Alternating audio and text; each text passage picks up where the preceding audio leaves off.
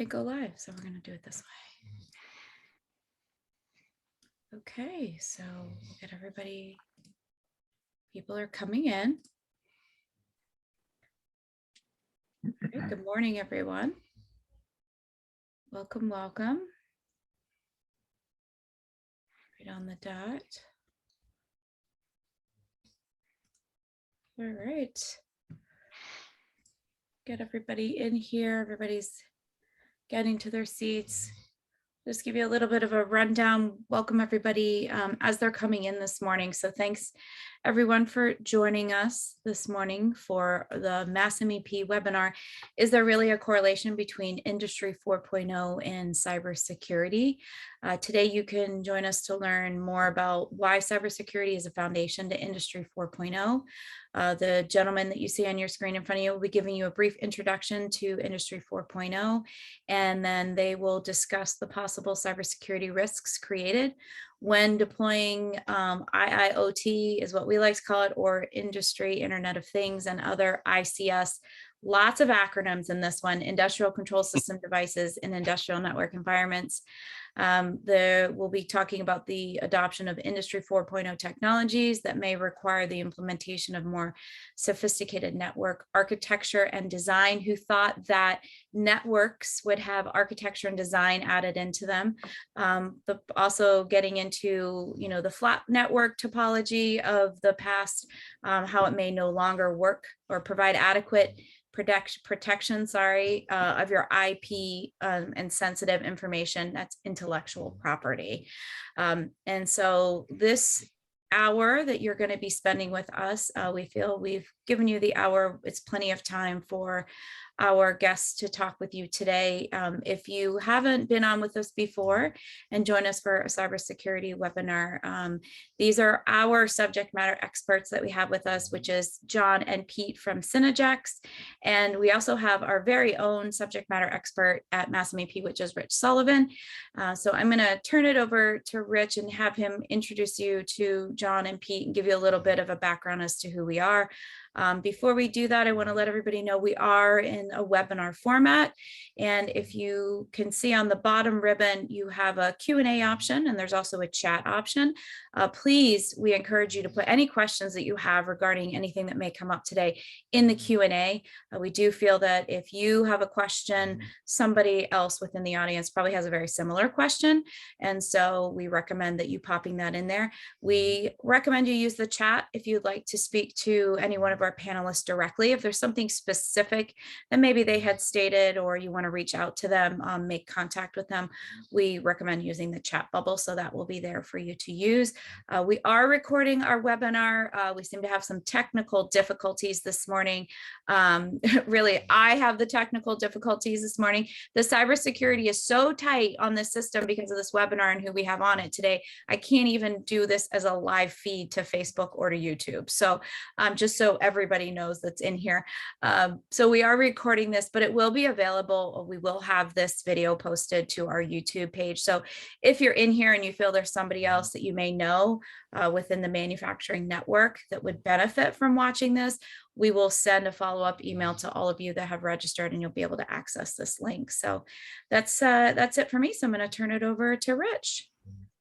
Thank you, Hilly, and welcome everyone to our mid-July, July 13th, lucky 13th, cybersecurity webinar. So just because we always have people in attendance that have never seen us before, quick rundown on Mass MEP. As you can see, my background, I'll show you all of it. We are part of the National MEP Network, which is a federally funded organization that operates in every state. And our only job is to help small and medium-sized manufacturing companies to be better at what they do. I'm going to share my screen, hopefully.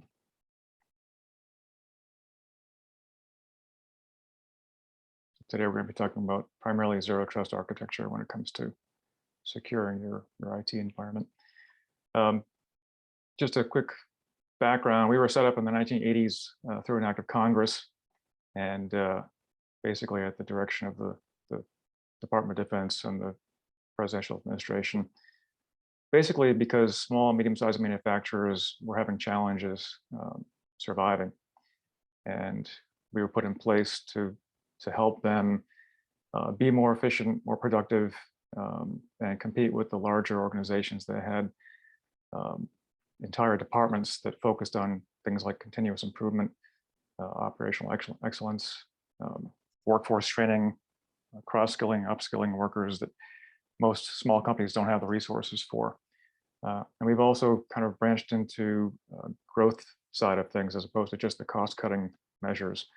So now we can help you with sales and marketing, lead generation, cybersecurity, some of the high-tech stuff like robotics and automation, um, and other business advisory services. Yeah. Let me see if I can. All right. So how is it we can actually help you? Um, First of all, we offer free operational assessments. So we can come in and we can look at your operation, figure out, where you stand, basically with respect to, world-class organizations that are manufacturing um, in your specific business segment. We also offer free Industry 4.0 readiness assessments, which basically is the next level. If you've got your act together from a continuous improvement standpoint, and you've eliminated all the waste that you can, and you've reduced your scrap rate as far as you can with the measures that are typically associated with the House of Lean, and you're ready to go to the next level. Really, Industry 4.0 is essentially the next level of Lean, and we can help to determine whether or not you're ready to do that. We are a trusted advisor. We don't have any skin in the game. We are here to help you. So, and we have no association really with any technology or any company. So we're here basically to help you as an unbiased advisor. We also have ability to connect you with funding sources, both at the state and federal levels, and other resources. Massachusetts in particular has a great many resources for manufacturing companies in general. A lot of businesses aren't aware of those things because they're not really focused on looking for funding. There are capital equipment grants available through the state, and those can be used to buy robots or automation technology. In some cases, software, in some cases, buildings. We can connect you with those resources, and as well as many other state resources like mass development if you're looking for a new location, or inexpensive loans, tax credits, that kind of stuff.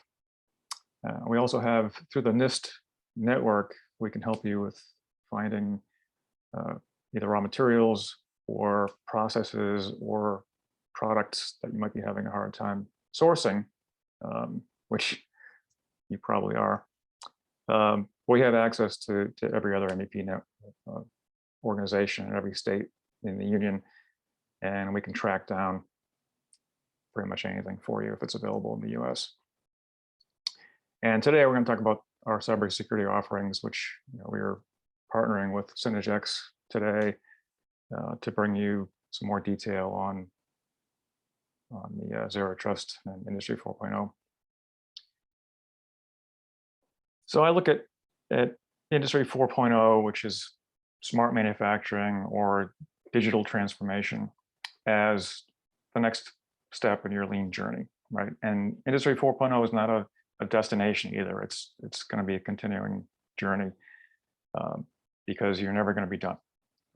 There's always going to be a way to build a better mousetrap and a way to improve what you're currently doing, whether it's just manufacturing widgets or it's complete complex systems. And then from a cybersecurity standpoint, it's the same thing. Everybody started off with firewalls and antivirus software, and they thought, okay, this is good, we're done. Well, turns out it's not the case. And the next journey or the next level of that would be the Zero Trust exploration. And really, zero trust is sort of like putting locks on every door in your house, in addition to the lock that's on the outside doors, and having different keys for all your family members. Basically, it's just more layers of security. A typical network was pretty flat. You had a bunch of computers, a couple of servers, maybe a router and maybe a hub or a switch. Pretty simple, something like what I have in my house. Now things are different. You've got people working from home. You've got cloud services. You've got software as a service running. Most likely, you might be doing internet backups. You might have multiple locations. There's a lot more to consider, and it's only going to get more complex when you start adding things like Internet of Things, industrial Internet of Things technologies, and network, or rather infrastructure monitoring, robotics. You might start tying your supply chain into your own network, monitoring where your raw materials are at, and if your customers have received your goods yet, that kind of thing. So it's only getting more difficult to manage. So zero trust, the NIST definition basically is that you assume that anyone on your network is maybe not supposed to be there, as opposed to just having someone be able to plug in to a network connection point and giving them access to everything. So essentially, if you consider your network as already compromised, then you start layering in additional security measures to improve your security posture. So with that, I'm gonna end my slideshow and hand things over to John and Pete from Synergex to explain more about what we're talking about here. That's great. Thanks, Rich. As you're talking about it, I'm thinking to myself, can you imagine if we as people operated in that way, right? If we just didn't trust anybody, how awful that would be. We'd all be very safe from everything. I don't trust anyone. But life would not be fun. Yeah, I think Pete and I, we thought this topic, although it's a little far out there, pretty relevant. Today the president has talked about it multiple times. It is what we would consider to be kind of an advanced perspective on cybersecurity in comparison to some of the folks that we work with in manufacturing in Massachusetts and beyond. But it's coming, right? And operating in this way is becoming more and more essential. You did a great job of describing it. I think as we think about zero trust, it is a technical concept, right? In past webinars, we've talked about cybersecurity and how to approach it as a business owner, right? In thinking about it from the perspective of like a castle, right? And if the castle is your controlled unclassified information, or if it's your sensitive or private information that we're protecting, making sure that we have layers outside the castle to protect from intrusion, including things like strong passwords, strong infrastructure, IT security and controls, all the way out to some of these human elements, training your staff on cybersecurity risk, and making sure that we even consider things like cyber liability insurance, right? So all these things, representing layers outside your castle, the big wall, the moat, the fence, the armed guard, right? Because as we look at cyber threats, it's not really protecting them from coming in. It's being able to slow them down, identify them before they get to the castle, because they're going to get through some of your walls. So in thinking about the zero trust pieces of it and how it applies to that methodology, how it applies to overall cybersecurity, correct me if I'm wrong, Pete, but I think this sort of sits more at the core, a little bit geekier, some of the IT stuff. But we would not be surprised if some of this guidance becomes part of the future expectation for NIST compliance or CMMC compliance, right? If it hints at it now, it's highly likely that this will be the evolution. So putting yourself in a position now to be ready for this sort of advanced zero trust thinking, I think is relevant. And some of the things Pete's going to talk about in how we separate and start to prepare environments for zero trust, I think is pretty cool. So Pete, I know you have some stuff put together for us. Is that right? That's right, John, but you're right in the way you're talking, and it kind of almost wants me to jump right into zero trust and how that fits into CMMC. But I think CMMC and other frameworks and security models, but I'll start through my slide deck and show you. I'm going to repeat some of what Rich and John have both said, but it's going to talk to how zero trust kind of got started and developed. And I'm going to back up a bit and even talk about Haley mentioned some of the acronyms. So just making sure level set, make sure we're all on the same page, trying to keep it a little high level. I know I can get into the weeds a little and technical, but want to give just the overall high level look at how kind of these OT, like Haley said, the operational technology fits into this, how it's changed our network model now that we're jumping into this in manufacturing, this industry 2.0 or 4.0. 2.0 was a while back. I'm going to share my screen slide deck here. Not for some companies, but still in industry. Yeah, you're right. Yeah.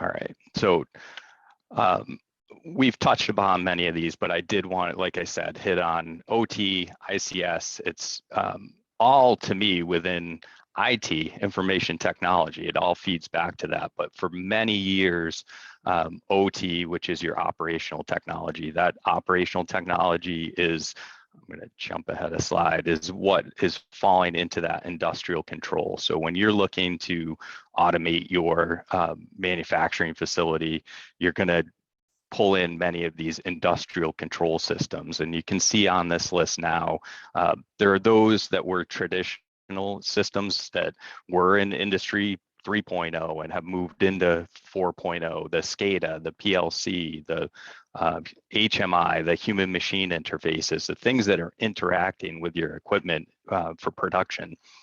But now we're getting into this new technology that it's not just Internet of Things, it's the industrial Internet of Things. Traditionally, when we talked about Internet of Things, it would be like at home, controlling your HVAC system with a thermostat that's connected to the internet, your music system and lighting, things like that. But that's coming into manufacturing now at a different level. So it's almost like a higher level SCADA or PLC system. It's got more technology built in, greater connectivity to the internet and how you can control things remotely through the internet.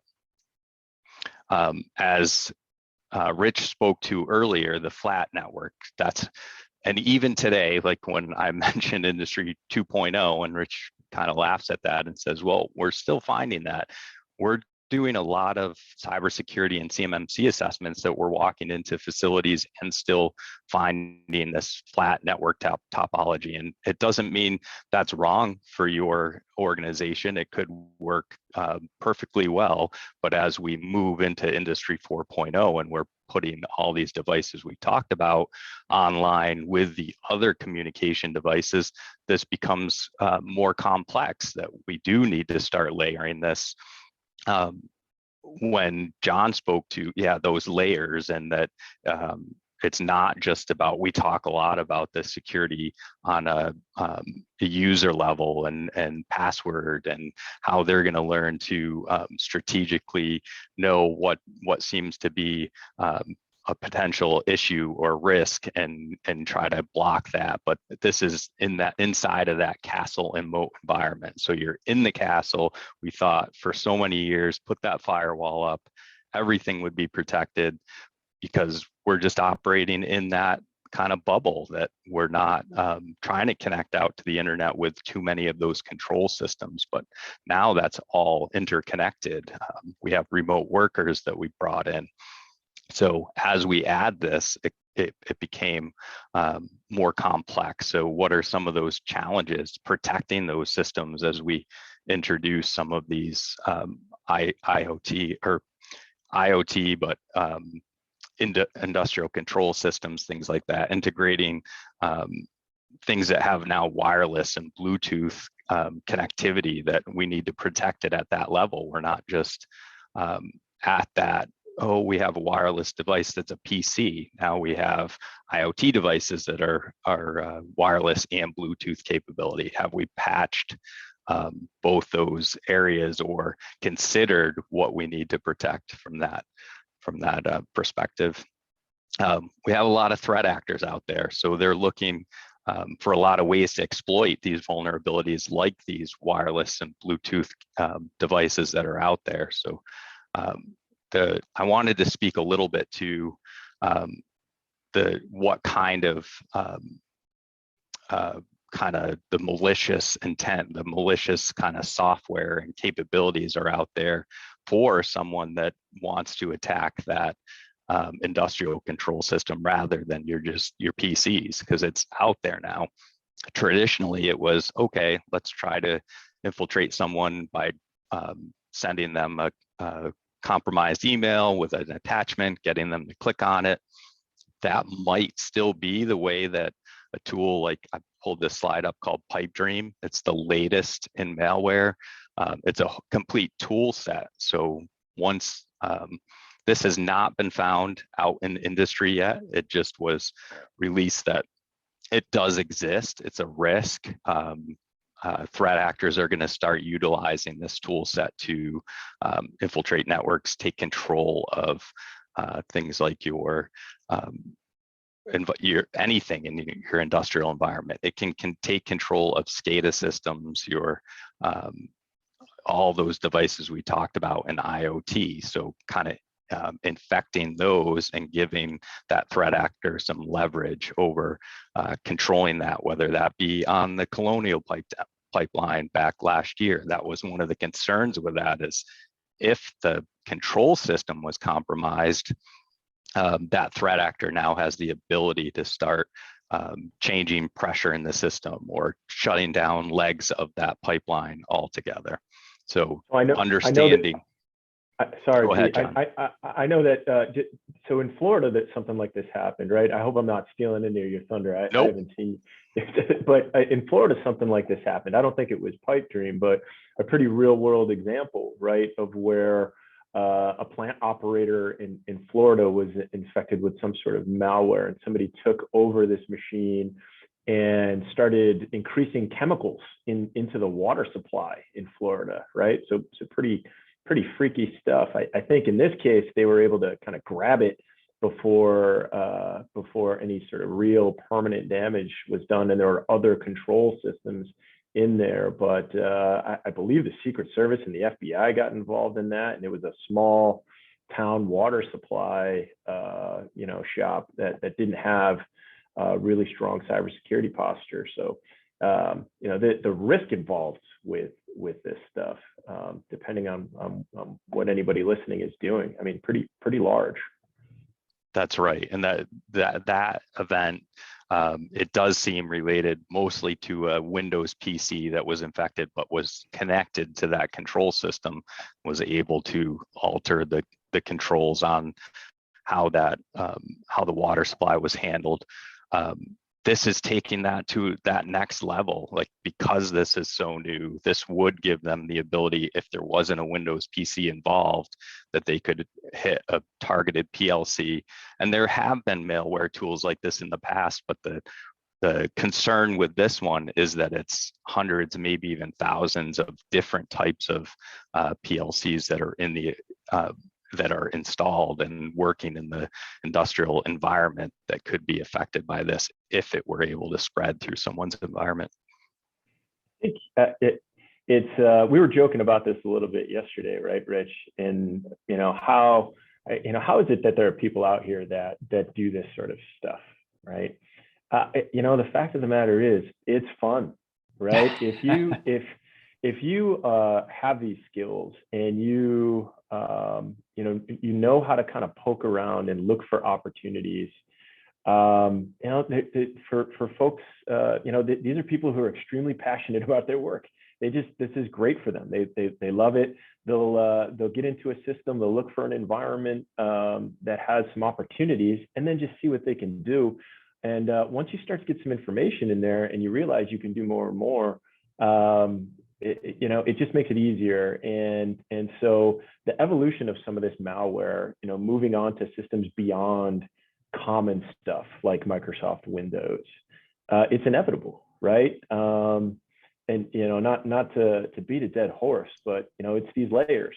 You have to have layers. There's no wall here that's going to keep them from this. But if we have 7 layers in front of our industrial control systems, that can minimize the opportunity for somebody to get in here and potentially do some damage, is critical. But yeah, if there are folks living in your environments right now and they can see some of these industrial control systems, for them to develop a little bit of malware to target those things, if there's standards across that technology, it's really not a lot of work. It's pretty fun for them. It's crazy. I think that the driving force for them really is that it's human nature to want to explore, Yep. right? And what they're doing is they're just exploring, but from the comfort of their laptops. And they say, "Oh, hey, look, here's an opening. Here's some place I can sneak into, and let's see what's in here." And then it just kind of morphs into this, "Hey, I wonder what happens if I push this button." And Yeah, it's a combination of the exploring and the curiosity, and that it just goes downhill from there. Right. Holy moly, I can do this. Mm-hmm. Yeah. And in the past, so this is why there was such a clear line between what was considered IT and OT, operational technology, is that people that dealt with the PLCs and all these control systems felt like that was a very specific field, and they were trained a little different than the IT professionals. But now it's coming together, and it's all like an IT controlled item on the network, something that IT professionals now understand and can help protect.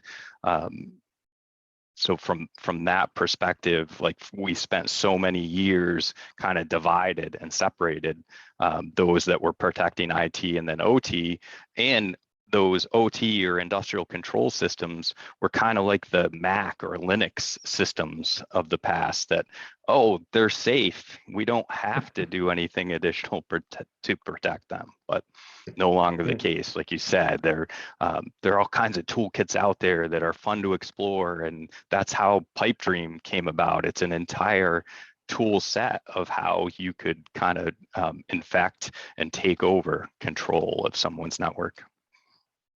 I remember, probably, 10, 15 years ago, taking a public tour of a prime DoD contractor's facility, and they're showing off some of their warship technology. And being a curious IT mind, I asked a few questions about how some of these things were working, and was pretty sort of amazed at how Linux was kind of a primary, operating system, for some of these warships, but their security was in the closed system, right? It's something that's localized and secured physically. And I think what we're saying here is, that time is over, right? The connectivity is essential, for that warship, to be able to communicate, back to the United States, to be able to deal with whatever threats it sees. So that closed system, if not segmented properly, is at risk. And we live in a world where it's pretty easy to put it at risk. So pretty important stuff. So exactly, the segmented network. John just spoke of segmenting it out. That's the evolution of our network topology, has been that. And we're going to now jump into, well, how it has the segmented network. So we have areas now, manufacturing's listed here, remote power systems, remote offices. You have your dev may be large enough to have like a development crew or your core processes. All those things might need different layers of security to protect them. Maybe even protecting just internally, any protecting from lateral spread from one division to the next, or when you consider manufacturing, that you don't have a risk of those operational technology devices causing some kind of spread or risk to the rest of the network and vice versa. But that segmented network has not gone away. A lot of people are starting to talk about zero trust, and that it seems like this framework, but I'm sorry, more of another topology or segmented network. It's using a lot of the pieces that we developed in network segmentation and the security tools, and just expanding on those. So it's more of a framework. When we start going down this list of what makes that zero trust, like Rich talked to earlier, it is a trust no one type environment. So anyone, traditionally, if you were on the network and you authenticated to some central identity management system, then you were good to go. Like you could kind of move around and access other devices. This is every time it's saying, if you're going to be in a zero trust network, every time you touch anything outside of maybe your device, you're going to be authenticated. You want to use access control, so least privilege and down in your access management. I threw in like your multi-factor, so you can't just have a single way to sign in anymore. So if you read through this list, as you look through these items, this is what, like the CMMC framework, if you're familiar with that and need to meet this for a DoD contract, this correlates to the CMMC framework.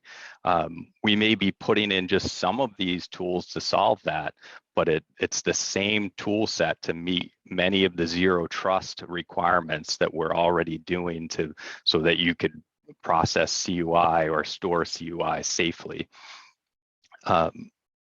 As we look at zero trust, like the confusion here is, well, how are we going to do this on all devices, or how do all devices stay safe? So it's maybe moving toward that passwordless environment. So it's not just a password, but it's a security key that's like a key that's on each device, and there's data or physical parts or software pieces of that device you're connecting with that it's identifying, that says, oh, it has this piece of software, this type of hardware in it. Your many ways we identify a network card is by MAC address. It might be saying a MAC address. So different layers to authenticate, to say, yes, this device is secure, but the other requirements for CUI is to encrypt that CUI data from end to end. The zero trust framework operates under that same model, that, okay, now you're authenticated, but any communication, even in that authentication process, but then after, is going through some kind of end-to-end encrypted model. So I think what you're saying, Pete, in a lot of ways, it's kind of similar to when we walk in to a potential client site and we start talking a little bit about IT and putting them in a better place to be scalable and secure. There's kind of a minimum buy-in there, right? There's an architecture or an infrastructure there that's required for us to even consider talking about some things like zero trust. And to use that IT analogy, we can't build an enterprise network with a $20 router from Staples, right? The minimum buy-in here is that we need an enterprise class device that allows network segmentation, probably costs more like $1,500 to even play the game. And so when we're thinking ahead and thinking about the potential to even digest something like this, some of these bullets that you have are kind of minimum buy-in, right? We can't talk about zero trust until we're culturally sort of policy, procedure, and investment working with some of these more secure technologies. And what sped this up even more is what we saw in COVID and more people working remotely. So it kind of, the zero trust framework and model has been out there for a long time. These tool sets have been out there, but now you had this rush for all these employees to work remotely. Well, how are we going to protect that? The traditional model for that was what we call a VPN, virtual private network. So you would connect back to the central office, but now we have all these cloud computing options that for storage or for identity management, so access control and management that are out there. You could say Azure for Microsoft Azure, it's available in AWS. Many of these tool sets are the big three, the Azure, AWS, and Google's platform. So it doesn't really matter what platform you're on, they are all building out tool sets that follow this model for the zero trust. And it comes down to really a cultural change to a great degree as well. It's because some of this stuff doesn't cost anything to deploy, but you have to just think differently, really, and get everybody on the same page, and don't necessarily trust everyone to access everything. I had a year of credit report monitoring because the previous company I worked for didn't have their act together, from their information security standpoint, and an employee got access to a bunch of private information that employee information that they weren't supposed to have. So you can't necessarily trust everybody on your staff to be above board. Yeah, there's some simple things, right? Wi-Fi is a common culprit. Most of us have a guest Wi-Fi network, right? And again, I promise we're not going to get too geeky, but I think this stuff's cool. It's pretty commonplace for anybody who really understands and loves technology to jump on a guest network and see what they can find, right? If you're going to give us access, if you're going to trust me enough to participate on your network, even if it's out of the kindness of your heart to give me internet access, well, there are people out there who will take advantage of that. And if there's an opportunity to check it out, I mean, yeah, they're going to do that, right? If I can even see a little piece of what's private, on the other side of this wireless network, yeah, they're going to check that out. So, some of these things Pete's talking about, right, are ways to isolate those risks, are ways to secure those sorts of situations. There's a lot to it, right? Of course, Pete's slide about, and Rich, yours, right, about what the world looks like today, using AWS, using the cloud, using different resources, putting different devices on the network. That's only going to get more diverse, and those opportunities, we have to consider how we're going to take those away. Yeah, it's very tempting to jump on the technology bandwagon and jump on the latest features. It's cool, it's fun. You think, oh, this is going to make my life easier. But people often think of the security aspect as secondary, or they don't think of it at all, or they assume that these new features are secure, and that's just not the case very often. So what's the low-hanging fruit like when you go into one of our clients and help them out with CMMC, for example? What are the first things that you can do very quickly that give a big sort of impact? That's a really good question. When we have the opportunity to work with a new client,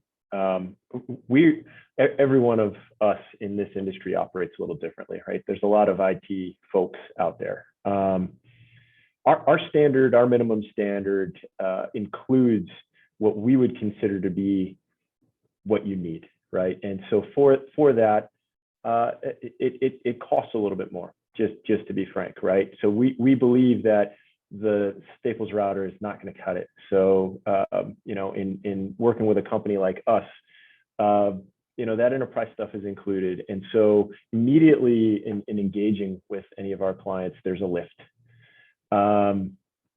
Is it all the way there? No, because each company is a little bit different, and we also believe that not everything is solved with technology. So we have to get to this point where we can start to talk about those things and prioritize them appropriately with each client. So that's a little bit of our secret sauce, right? We have a baseline that we deploy that we believe is non-negotiable, and that's evolving as some of these threats are becoming more and more prevalent. Once we get there, Rich, we like to focus on procedure, process, some of the human elements. What are we doing to educate folks while we work with leadership to strategize about some of these other things, what they cost, and the risk involved to each organization. Good example, if we're looking at someone who's looking at CMMC compliance, a lot of this stuff is non-negotiable, in the next year or two, depending on the amount of business we're doing with a prime contractor and how much revenue that represents, to each client. We're gonna potentially prioritize some of those technology investments depending on what level of business we're going to do there. If we're looking at and working with someone who doesn't do government work, well, we're gonna typically kind of weigh that risk against what our insurance provider is asking us to do, right? That's a big driver these days. We're trying to get cyber liability insurance. They won't insure us, or they're going to charge us a huge premium if we don't meet these minimum requirements. Or we're just going to talk about general best practice and what we see out there, right? And we're going to prioritize that against risk to reputation, risk to operational efficiency, whatever's important to that company. Hopefully that wasn't too complicated of an answer, but no, we do the same thing with Industry 4.0, right? You can't just start willy-nilly throwing robots at your factory without having a clue as to what kind of payback it's going to have, or if it makes sense to have a robot doing something. So yeah, you start with a plan. You have to figure out what your end goal is and how you get from where you are now to where you want to be, and that makes perfect sense. Yeah, there's a lot of technology out there, a lot of folks who will repair and work on technology, but for us it's very business focused, and looking at cybersecurity, and Pete and I, again, we come from banking, right? We'd mentioned that in prior webinars. Cybersecurity was always top of mind for us. Right. So in today's world, and thinking about how that applies to all businesses, there's a bit there that we believe is non-negotiable, has to be in place. Yeah, that makes perfect sense. Sorry, Pete, you were in the middle of. I was just going to add that how we tend to do like a CMMC or cybersecurity assessment is typically that organization wants to jump right in and put tools in place. Like, what's that tool that I can start right away with? But we want to get through the assessment and then put that plan, that strategic plan in place. And even with CMMC, don't feel like, okay, I'm going to put 5 tools in place and I'm going to be there at the end. John and I often talk to these clients about, just get within reach. We can put a plan in place where the majority of these tools are in place. You're in a strong position to move toward compliance. Maybe there's a tool or two or a process that needs to wait until, okay, now I have a contract, I need to get compliant. We can move on that next step and finish things off. Right, yeah.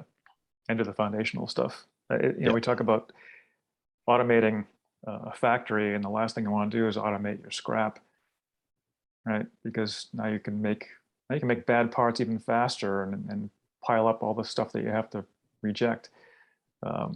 So you really have to do your homework in advance and set up the foundational stuff early on. Makes perfect sense.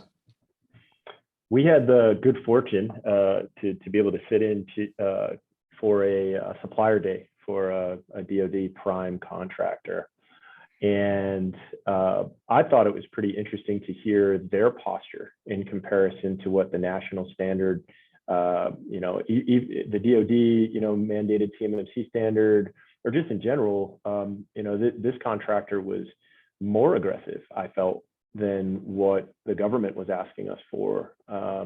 They had a minimum score standard for new suppliers. I think it was a 90, if I'm not mistaken. Yeah, 90 out of 110. Yeah. Yeah.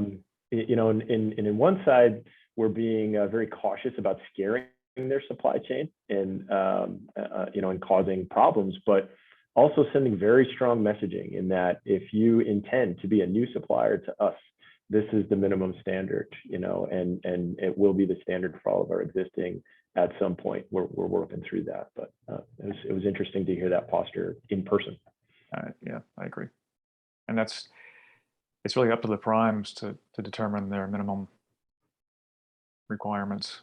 And they're most likely going to be higher than the government's minimum requirements, right? I wanted to quickly talk about why we brought zero trust into this today. It seems like, okay, maybe this is jumping the gun a little bit, but the DoD has announced that it is going to follow a zero trust model. If I know we don't have a lot of time to jump into that topic today, but go out and read some about it. It to me, this could change CMMC completely. In the next year, the expectation is we're going to just follow the NIST 800-171 standard. Like I said, much of that standard is kind of zero trust focused, but be aware that the DoD is moving forward with moving away from your traditional VPN connectivity and security to a zero trust model, and how will that affect CMMC compliance or the whole framework in the future? Right. We had a question come up about basically device security. You guys get into that, into like verification of hardware from a security standpoint to see, in this case, a sensor product. I know typically that's done at the development level. So now there are tools though that are coming into play that in your SIM or SOC security operations, the managed detection and response, where you can go beyond just the agents. Typically it's a Windows or Linux agent that's tracking. Those help too, because they'd see if that sensor's on the same network as the other devices, the Windows devices, it would start to monitor and be able to tell if there was suspicious traffic on those devices. But there's even hardware tools you could put in place from some of these SIM or MDR vendors that basically sniff every packet that goes across the network, so it can start to protect down to the device level. Based on like a NIST guidance, if you were to provide a standard assessment, I mean, I think that would be your third-party pen-vuln assessment, right? So hiring a third party to come in and do port-level scanning to scan your entire network for vulnerabilities. So if that sensor lives on a network that is commingled with the rest of the environment, we can throw a device on a network and scan all things, right? And quickly kind of get an assessment of what that threat vector looks like. And that is part of NIST compliance, right? Have you done that once a year and worked towards remediation of those sorts of things? When Peter talks about network segmentation, ideally that sensor doesn't live anywhere on a network that we or anybody has access to. It's in a virtualized closed system. And so testing against that so that we can verify, you know, we don't see that sensor anywhere in our normal IT environment is also a valid assessment. So like the fish tank thermometer that the casino was hacked through. That's right. It's these seemingly, you know, mundane, irrelevant little devices that end up, you know, being the culprits in many cases. And you have to, that's a good point, Rich. You got to think about those too, that maybe this isn't a product that's well known, or there's so many network IoT type devices out there you could throw on your network. That be aware of what you're putting in. Are there vulnerabilities known? Where was it manufactured before you throw it on your network? Right. Have you segmented it to keep it on away from the other devices on your network? Mm. Yeah. I want. Go ahead. Sorry, Rich, I want to make sure, I'm just reading that question. I want to make sure we answered that appropriately too. If the question, it looks like maybe someone is manufacturing these sensors and wants to make sure that it is in of itself a secure product. Yep. That's an interesting one. You know, I don't know that any product can really be locked tight depending on its deployment. Of course, we'd need to know a little bit more about what that product does and where it's deployed. But some of these things we're talking about would be ways that I would say you could market your product as secure, right? In that, you know, we've done these assessments against whatever software or operating system or ports are exposed on said sensor, and validated them. But I'm sorry to interrupt, but I just wanted to make sure we answered that specifically. Thank you.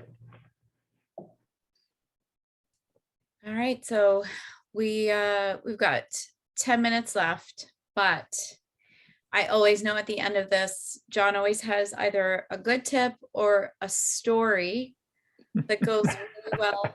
I saw one today that we have to talk about it in another time. We'll have to share it. You may have seen it, or you may see it in the next couple of days, a new kind of hack that's going on. But I know you always have something. So something you can share with everyone today that we'll do our, as we call it, our mind-blowing session.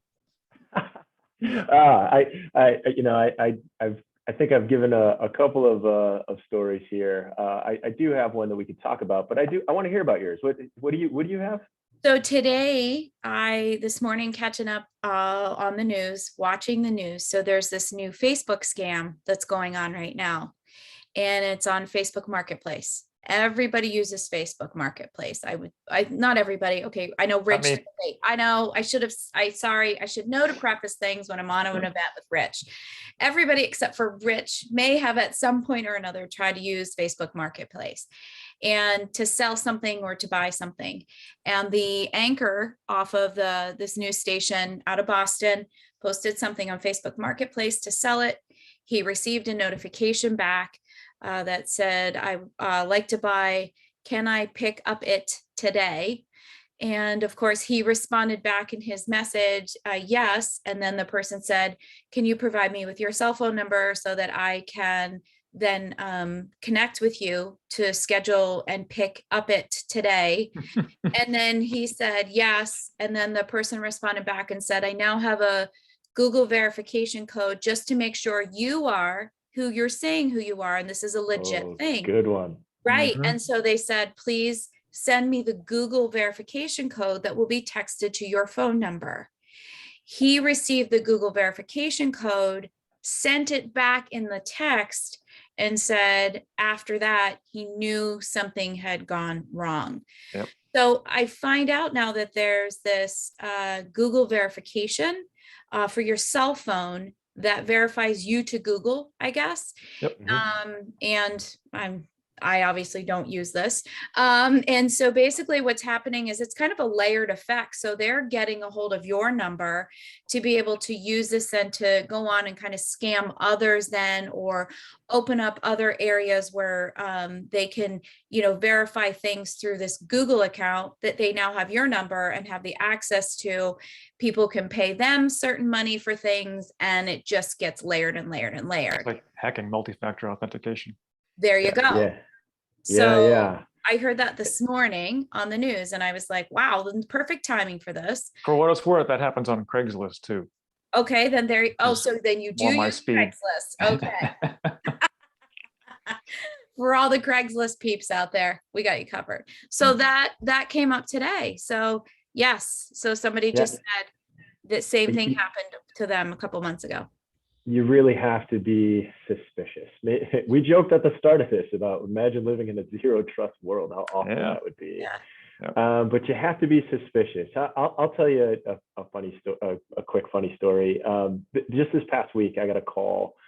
Right, we're an IT reseller as well, right? And there's usually a lot of vendors out there that want to talk to us about reselling their product. And so Verizon calls and says, hey, we want to talk to you about, reselling Verizon circuits. And I don't know why I answered the phone. I think maybe it came from a 413, our area. Yeah, you don't even answer the phone when I call. Oh, Rich, yeah, he's trying to sell me something again. No, it was a local number, so I grabbed it and hi, this is Mike from Verizon. We're wondering if if we could talk about this.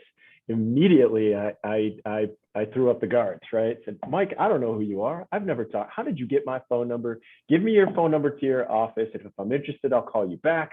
I kind of hammered this guy. I think I was in a little bit of a tough mood too, and I went so far as to be like, Mike, do you really work for Verizon? Tell me, do you really work for Verizon? Or are you wasting my time? And he's like, no, John, I really do work for. How did you get my number, Mike? It turns out, so God bless Mike. Mike called me back about a week later and said, hey, this is Mike again from Verizon. Just wondering if we could connect and talk a little bit about some stuff. But getting back to your story, I think you in some ways you have to do that. You have to make sure. And if something doesn't feel right, if language is a little off, nobody should be asking you for Google authentication codes. Mhm. It's just people trying to get through layers of security, and they find new and creative ways to do it all the time. I'm not endorsing in any way being a zero trust, don't talk to anybody sort of person, but there's some balance in there for sure. I learned a long time ago that human beings cannot be idiot proofed Yeah. Yeah. because the world keeps making new idiots. Yeah. And there's no end in sight to the exploits. Yeah. Well, and it's difficult, right? We all want to be good people. I'd like to think so, and help people out. But Again, it's so, human nature to be trusting, right? It's like you give the benefit of the doubt. But if someone's asking for that personal information, consider that authenticator code. That's now personal information. Right.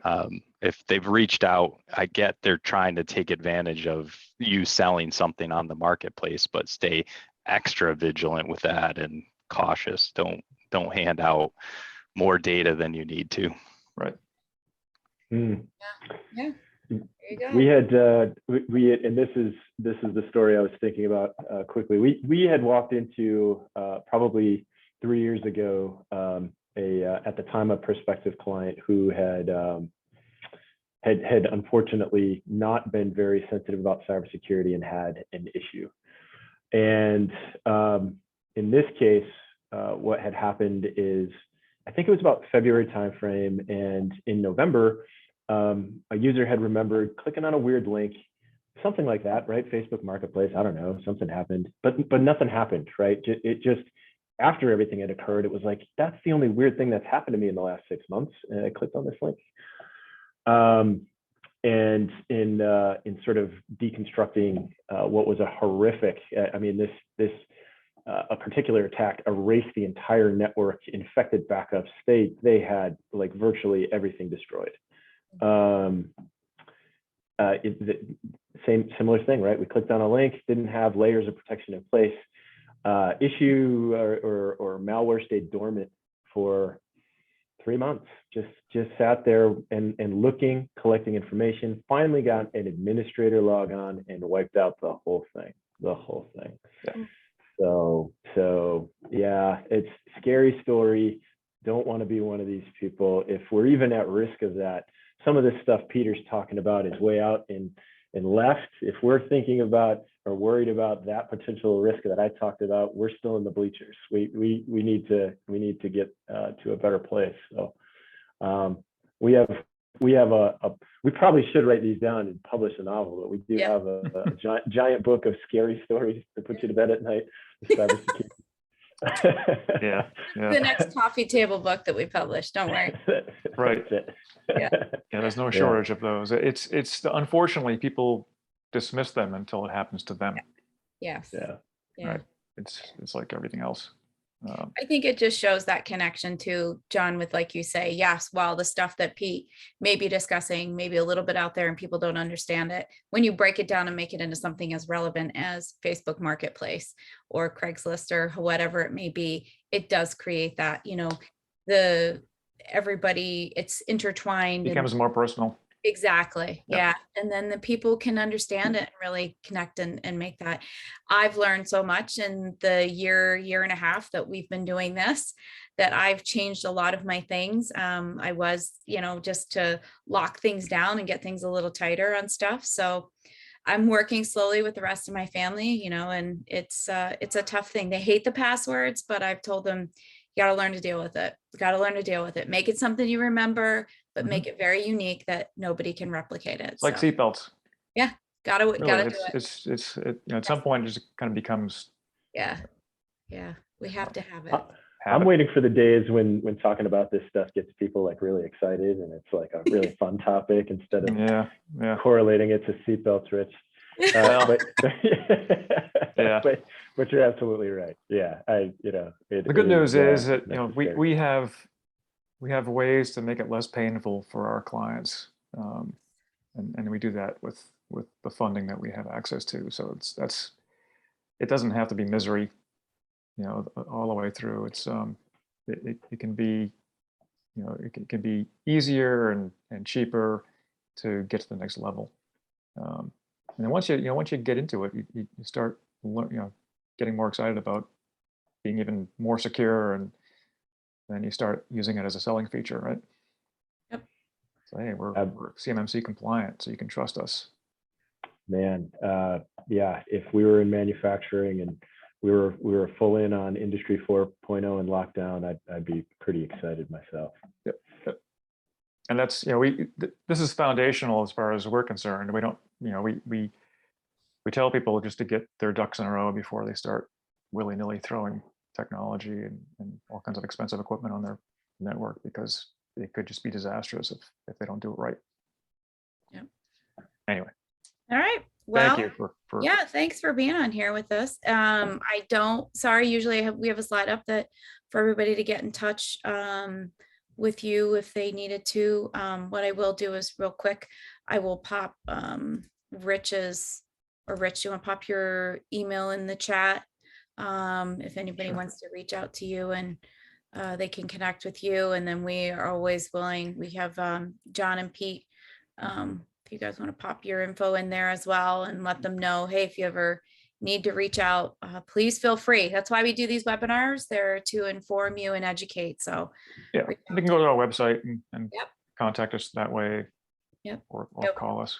We have a nice little contact us button. You can click in that and tell us what you need, and you can give a little description if you want and reach out. And then just so you know, coming up, we have a couple events. You guys will be at the mashup in September. So that'll be another big event. Yep. Hopefully you'll be at that. You'll be able to come to that in September. Synergex always sponsors, and hopefully might be doing a little speaking engagement this time. Yeah.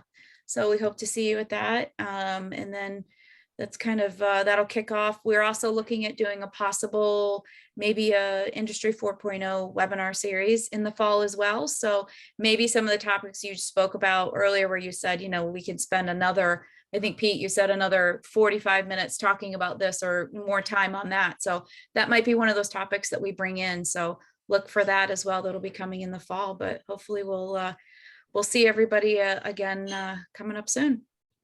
Great. All right. Well, thanks, guys. Thanks, everybody. Thanks so much. Yeah, Appreciate it. thanks for joining us.